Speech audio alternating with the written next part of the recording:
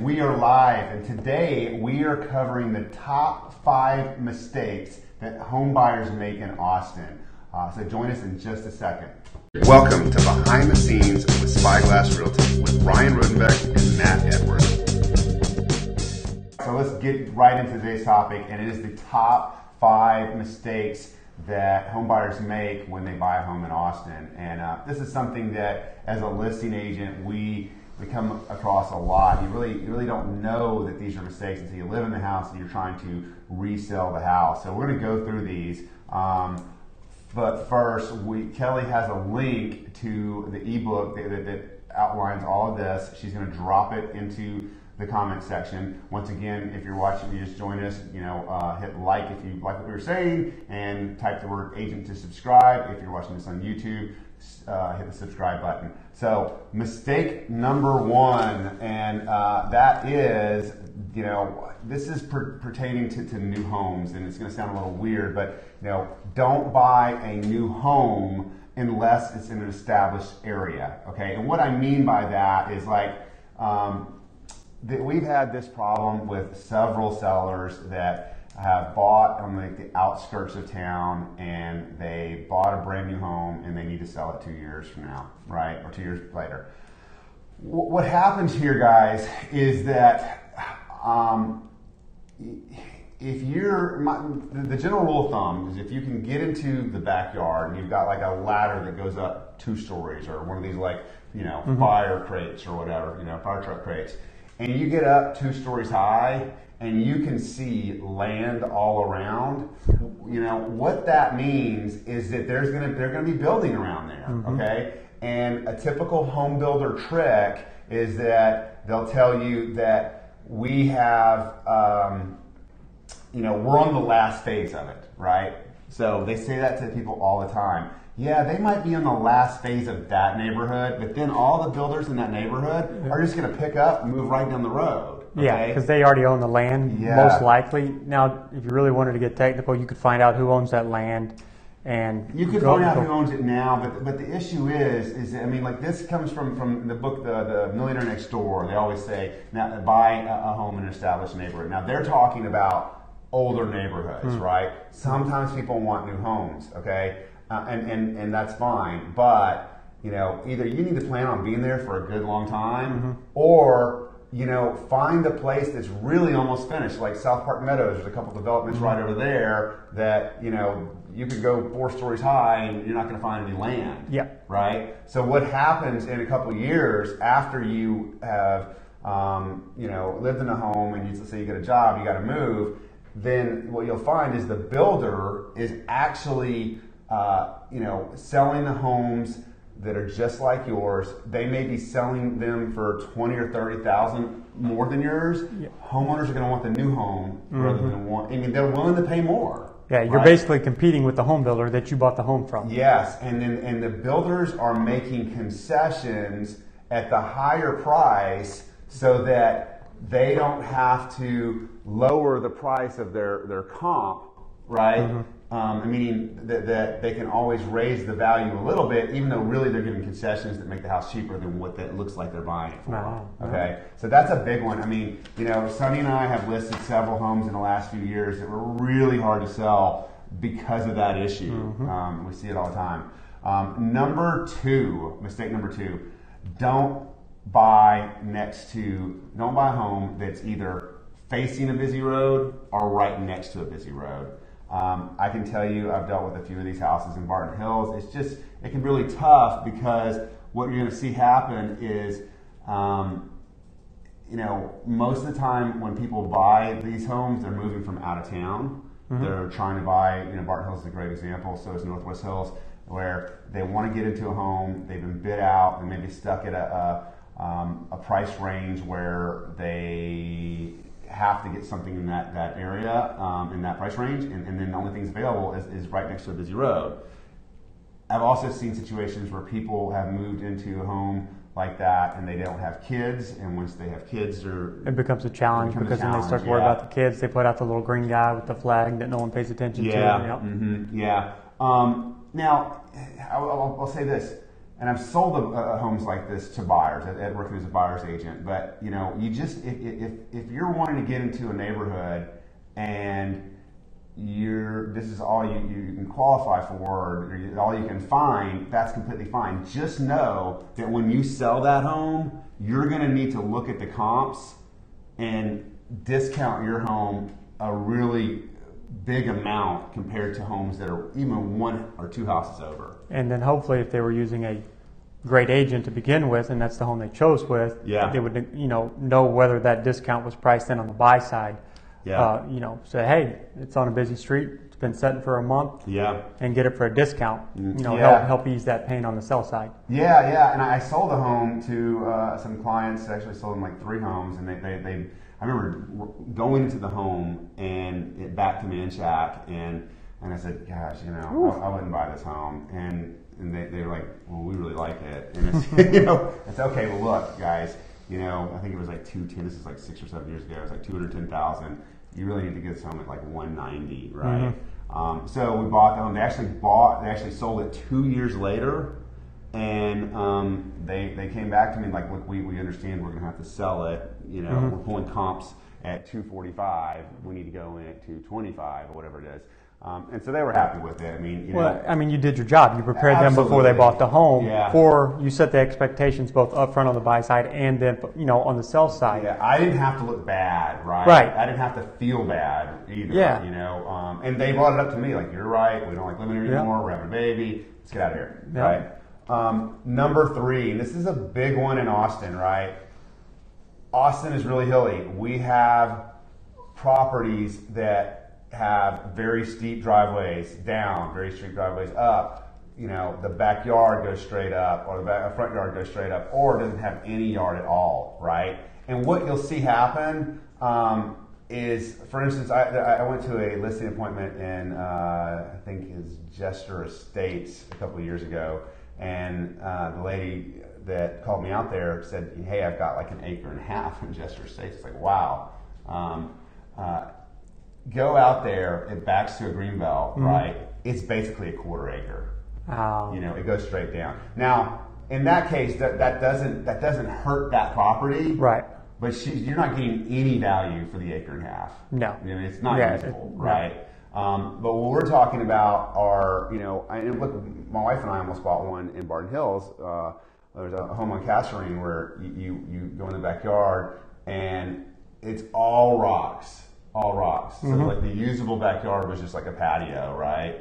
And once again, it's the same situation that, if you're buying a home like that, just know what you're getting into. Right. Prime example, now this is super rare, but a few weeks ago when we were having all that rain and those storms or whatever, a friend of mine owns a home at the bottom of a very steep hill, but it's all trees. Yeah. And I guess the wind or something broke a big old tree limb off, and it came tumbling down the hill and into the side of the house. Yeah. Now he's lived there forever. And that's super rare. But and by the same token, if you're in a hilly section, you also, and I didn't even put this in the ebook, but I need to. When you're looking at homes that are on hills, or even homes that aren't on hills, but you're behind a home that's on the hill, you really need to look at the grading, right? Because drainage. When that water hits, it can flood your house. We see it happen in my neighborhood all the time. In fact, my home, we got lucky because the people that owned it before put this massive drainage system, like all of the gutters and the downspouts go underground and into the street. Oh, nice. Yeah. So, and that was probably, that would probably cost $30,000 or $40,000. So that's just a couple things that, when it comes to lot characteristics, that you really need to be cognizant of, and not to say that you should not ever do that, because look, I would buy a home in the right neighborhood. I'll make sacrifices to be in the right neighborhood. Yeah. You just need to know that when it comes time to resell, those things have to be taken into consideration. Okay. Number 4, right? And this is why we're talking about this, right? Number 4 is pick the right time to buy. Okay. So and it's fall. This is it. Yeah. Hey, we even got some fall weather outside today. It feels great out here. Yeah. So what we see here is, it's the opposite time of selling, right? The best time to sell is, you know, mid-January through May. Things start to slow down in June, okay? We're about to hit October. September, October, November are really good, okay? This is the sweet spot, you know, September, October, and part of November. No, the rest of November and December are actually good, but the inventory's low, okay? So what you're gonna see happen here is there's less competition, and there's a decent amount of inventory, you know, for the inventory crisis that we have, compared to the rest of the year. Now, what that means, Matt, is that when you're, you know, if you have to buy a home at a certain time, you're just gonna have to do what you have to do, right? Yeah. But this is probably the least mistake that people can make. I mean, the other ones are bigger, but you know, if you can help it, and you're trying to pick the best time, then, you know, June to December is when it is. And really, so there's a lot less, you know, competition from buyers. Yeah. So there's less multiple offers in the fall. Absolutely. No doubt about it. You know, you're not getting that spring fever. And then on the investment side, it's kind of the same thing as well. Yeah. And I think November and December are probably the two best months for investors to buy. No doubt about it. Because when you're an investor buying a distressed property, well, guess what? That owner needs to sell. Yeah. It doesn't matter what day or time of the year it is. They're, you know, either inherited the home they don't want, or in a financial situation, or tax link, or something. It's got to go. Yeah, and what you make a really good point about that, because, you know, I would say the duplex market is only slightly cooler now than it was, you know, any time earlier in the year. But what happens when it comes to investment property is what you're doing is in November, December, investors have kids, investors have Thanksgiving, investors have Christmas. Yeah. You know, and if you can, the best deals I've ever bought have been on holidays. I mean, really, for myself and for clients. Because no one's paying attention. That's right. But that homeowner still has to sell. That's right. So you better believe I'm going to be buying. Yeah, and you know what you need to do is you need to find a good agent who's single and no kids, and I have one right here. Hey, there we go. This guy's here every single day. I come up here to pick up something on Sundays, and he's here. So he works. And then finally, let's see if there's any messages here. No. Okay. Number 5, work with a reputable lender. I cannot. This is probably the most important thing, and I don't think people really understand why. But you know, we have these maps back here. They're from the Lehman team. They're the #1 volume producer of loans in Austin. They are reputable. Everyone in town knows that they get deals done. Okay. And there's a couple reasons. You know, that's what they do, mortgages, right? They do it day in and day out, and they've done it for quite some time. Yeah. You know, even if it's a newer member on the team helping, they've probably been there a while, or they got the training and they have the guidance. Or the systems. Or the systems. Yeah. And you go to some of these bigger companies, where, you know, it's a turn and burn. Yeah. You know, they put somebody in there, they last for 6 months, they're gone. They got a new person in there, and then they've got to go through all the corporate drama, send it to somewhere else. Well, no, I would tell you, well, first of all, let me just say this.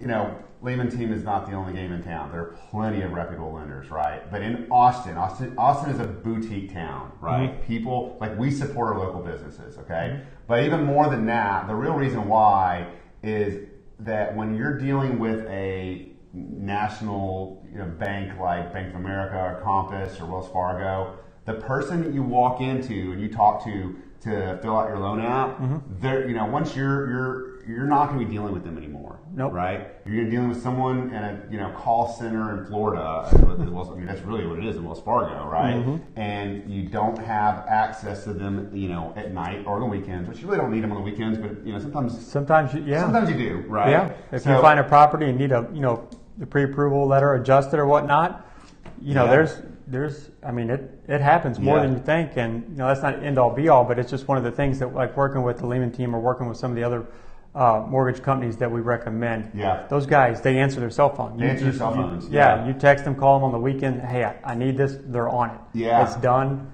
and we're in good shape.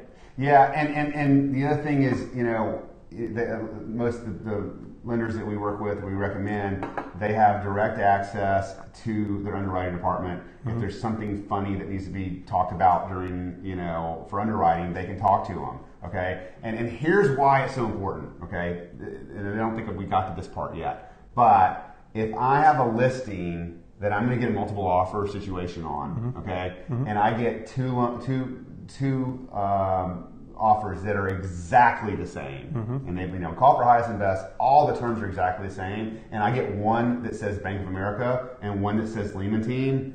Bank of America is cooked. It's done. It's done. Yep. Right? And I can tell you, you could go survey every top producing agent in this town, and you would get a 100% agreement with that situation. Yeah. Scenario. Because as a listing agent, it's going to give you headaches. Yeah. That you don't need to deal with when you have an identical offer that is backed by a mortgage company that's going to get the job done. Yeah, absolutely. So. Well, look, we're going to wrap this one up short. Before we do, Kelly, when you get a chance here, we would want to invite you guys to join us on social media. So we're going to put our Instagram in the comments. We're going to put YouTube. Or let's do Twitter. We have a Twitter. I'm on. Well, don't do Twitter. Let's do LinkedIn. And check us out. We're putting out more videos on YouTube than you're seeing on Facebook. We're putting some good content on Instagram. We would love to see you guys on there. Follow us. We'll follow you back. And leave comments on videos and topics that you would like us to cover. That's a great point. We want to know what you want to cover, because you know what we have going on for next week? What's that? I have no idea. But we're looking for suggestions. Actually, I've got it. What is it? 5 tips from a professional inspector for home buyers on what to look for. I like it. How's that? Sounds good. All right. All right, guys. So that is a wrap for today. Hope to see you next week. We're actually let's put that in the books. We're going to do the 5 red flags on an inspection. Okay. And see you next time.